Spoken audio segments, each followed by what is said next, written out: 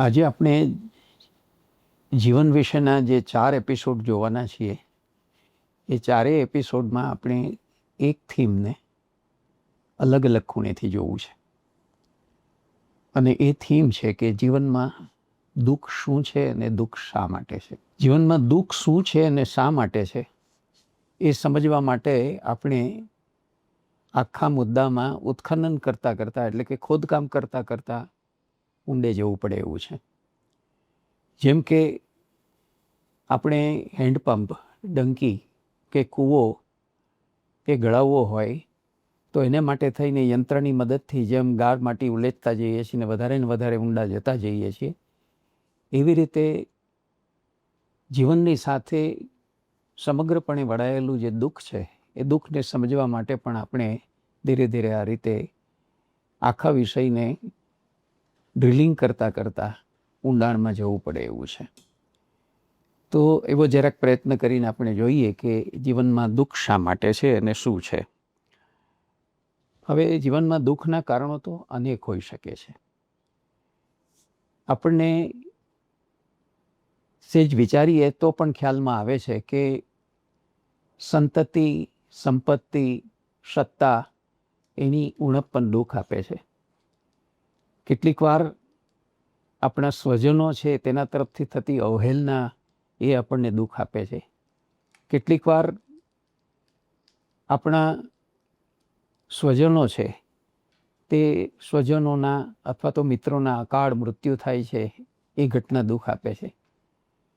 કેટલીક વાર આપણી સાથે દગો ધોખો થાય છે, કોઈ મિત્રો દ્વારા થાય છે અથવા તો કોઈ ભાગીદાર દ્વારા થાય છે, પાર્ટનર દ્વારા થાય છે, તો એ પણ દુઃખદાયક બને છે. કેટલીક વાર આપણી સાથે છેતરપિંડી, ધોખાબાજી થાય છે, એ પણ દુઃખ આપે છે. અને આપણે જોઈએ છીએ કે કેવી રીતે ક્યારે જીવનમાં મનુષ્ય સર્જિત અથવા આસમાની સુલતાની સર્જિત, એટલે કે કાં તો ઈશ્વર પ્રેરિત, કાં તો સરકાર પ્રેરિત કે સત્તા પ્રેરિત, અને કાં તો કોઈ વ્યક્તિ પ્રેરિત, કેવી રીતે આપણા જીવનની અંદર આપત્તિ કે વિપત્તિ આવી પડે છે અને આપણે દુઃખી થઈ જઈએ છીએ, એવું પણ બને છે. કેટલીક વાર આપણે જોઈએ છીએ કે વિશ્વાસ ભંગ થાય છે, વચન ભંગ થાય છે, લગ્ન ભંગ થાય છે, પ્રેમ ભંગ થાય છે અને દુઃખની ઘટના આવી પડે છે. કેટલીક વાર આપણો અનુભવ એવો થાય છે કે આપણા જીવનની અંદર આપણે કલ્પ્યું ન હોય એવી કોઈ નિકટની વ્યક્તિ છે તે આપણને જે છેદીએ છે તો પણ દુઃખ આવીને ઊભું રહે છે. કેટલીક વખત આપણે વતન કે સ્વજનથી વિખૂટા પડવાનો વખત આવે છે અને આપણને દુઃખ થઈ જાય છે. તો દુઃખના કારણો આમ અનેક છે. અને આપણે જોઈએ છીએ કે કુટુંબ હોય, સમાજ હોય, રાજ્ય હોય, દેશ હોય, જે જગ્યાએ જે પ્રકારના જે કંઈ શાસનો છે અથવા તો જે કંઈ ધારાધોરણો છે કે નીતિ નિયમો છે, એમાં સેજ કંઈક આઘું પાછું થાય છે અને દુઃખની ઘટના છે તે ઊભી થઈ જાય છે. તો દુઃખનો અનુભવ મનુષ્યના જીવનમાં સાર્વત્રિક છે. આપણે ક્યારેક દુઃખ અને દર્દ, ક્યારેક વ્યથા અને ક્યારેક પીડા, ક્યારેક તાપ, સંતાપ અને પરિતાપ એના પગથિયે ઊભા જ હોઈએ છીએ. એટલે હાલ જેની બહુ જ સરસ રીતે ઉજવણી થઈ રહી છે, જેમની શતાબ્દીની ઉજવણી થઈ રહી છે, કવિ નરસિંહ રાવ, એની બહુ પ્રખ્યાત પંક્તિઓ છે, આપણે જાણીએ છીએ. એ ગાતા રહેતા હતા અને કહેતા રહેતા હતા કે છે જીવનની ઘટમાળ એવી, દુઃખ પ્રધાન સુખ થકી અલ્પ ભરેલી. તો જીવનમાં સુખ તો માત્ર ચાંગડુક આપણને મળતું હોય અને દુઃખનો અનુભવ છે તે વિશેષ થયા કરતો હોય. જીવનના પ્રત્યેક પદ ઉપર, જીવનના પ્રત્યેક કદમ ઉપર એવું આપણને સતત અનુભવીએ છીએ. તો દુઃખના કારણો તો અનેક હોઈ શકે છે, પણ એ બધાનો સમાવેશક રૂપે એક સાથે આપણે વિચાર નહીં કરી શકીએ. એટલે આજે એમાંનો એક મુદ્દો લઈને આપણે વિચાર કરીએ કે એ દુઃખ ઊભું થવાનું કારણ છે તે કેમ હોય છે. શાસ્ત્રો અને વડીલો તો એમ કહે છે કે દુઃખ ઊભું થવાનું કારણ તો તમે પોતે હો છો, પણ એ ચર્ચામાં આપણે પડવું નથી. આપણે એ સમજવા માગીએ છીએ કે આપણે કેવી રીતે નિમિત્ત બનીએ છીએ ને કેમ આપણું આ દુઃખ આપણી ઉપર આવી ચડે છે. તો સમજવાની વાત એ છે કે જેમ આપણે વસ્તુને એને જોખી તોલીને લઈએ છીએ, એનું માપ કાઢીએ છીએ, આપણને કેટલી ઉપયોગી છે કે નથી ઉપયોગી, એવી રીતે આજના જમાનામાં, આજના સમયમાં આપણે જેના સંપર્કમાં કે સંબંધમાં આવીએ છીએ એ વ્યક્તિનું પણ આપણે આપણી રીતે તોલનને મૂલ્યાંકન કરતા રહીએ છીએ. હવે આ તોલન અને મૂલ્યાંકન કરવા પાછળનો આપણો હેતુ એ હોય છે કે આ વ્યક્તિ, એનો સંપર્ક કે એનો સંસર્ગ મને છે તે કેટલો ફાયદો કરશે, મને કેટલો લાભ આપશે. મતલબ કે આપણી આખી એ તોલનની અથવા મૂલ્યાંકનની પ્રક્રિયા પાછળ એક સ્વાર્થપરક આપણો દૃષ્ટિકોણ હોય છે, અને પરિણામે કેટલીક વખત આપણા જે તોલમાપ છે તે ખોટા પડે છે. એટલે કે આપણે જે ગજ નક્કી કર્યો છે, આપણો તોલમાપનો, માપણીનો, આંકણીનો જે ગજ આપણે કર્યો છે એ સ્વાર્થનો ગજ છે, અને એ સ્વાર્થનો ગજ કેટલીક વાર જે છે તે આપણને ભ્રમણા પેદા કરે છે, કારણ કે હંમેશા આપણા પોતાના દૃષ્ટિકોણથી કરેલા એવા તોલ અને માપ એ સાચા જ હોય એવું અનિવાર્ય નથી. બીજી બાજુ આપણા કવિ મકરંદ દવે ગાતા અને કહેતા હતા તેમ કે વજન કરે તે હારે મનવા, ભજન કરે તે જીતે રહે. આપણે તો સંબંધોની બાબતમાં વજન કરતા શીખ્યા છીએ કે આ સંબંધ મને કેટલો ઉપયોગી થશે ને કેટલો ઉપયોગી નહીં થાય.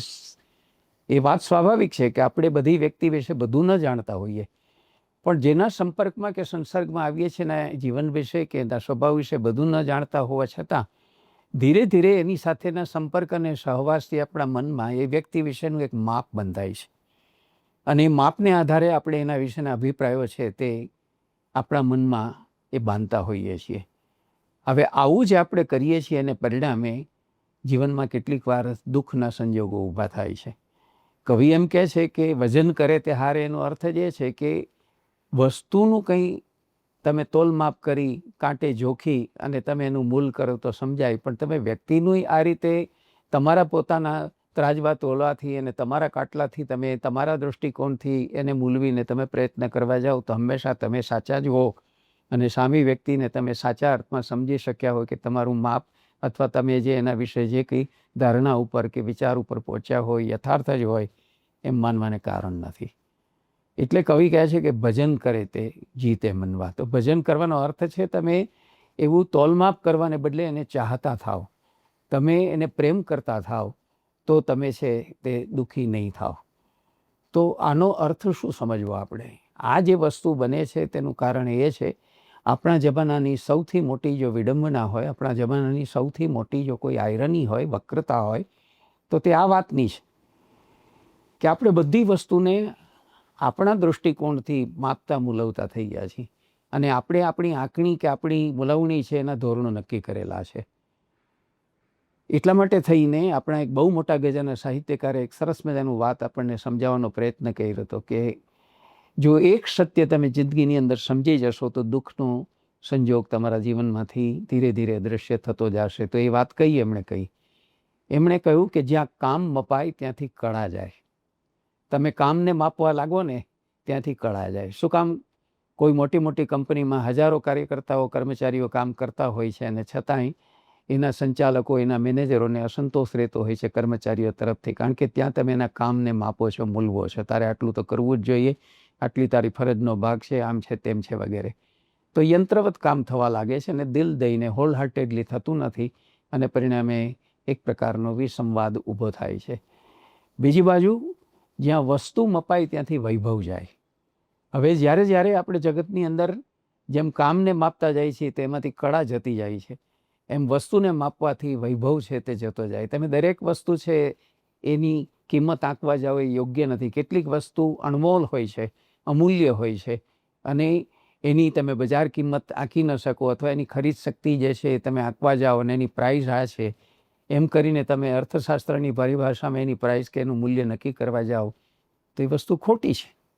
ત્યાંથી તમે કેટલુંક ગુમાવવાનો પ્રસંગ તમારા માટે આવે છે. દાખલા તરીકે કોઈ એક કલાકારનું કોઈ એક ચિત્ર છે તે લાખો કરોડો રૂપિયામાં વેચાય છે, ત્યારે તમે એને એમ ન પૂછી શકો કે આ ચિત્ર એવું શું છે કે તેની પાછળ આટલા બધા લાખો કરોડો રૂપિયા તમે આપી દો છો.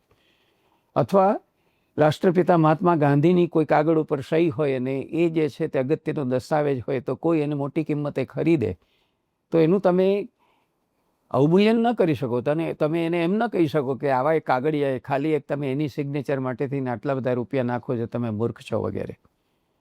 તો જ્યાં કામ મપાય ત્યાંથી કળા જાય, વસ્તુ મપાય ત્યાંથી વૈભવ જાય, અને જ્યાં મનુષ્ય માપવાનું શરૂ થાય ત્યાંથી સ્વર્ગ જાય. સ્વર્ગ જાય એમ કહેવા પાછળનો હેતુ એ છે કે ત્યાં સુખ ત્યાંથી ચાલ્યું જાય છે.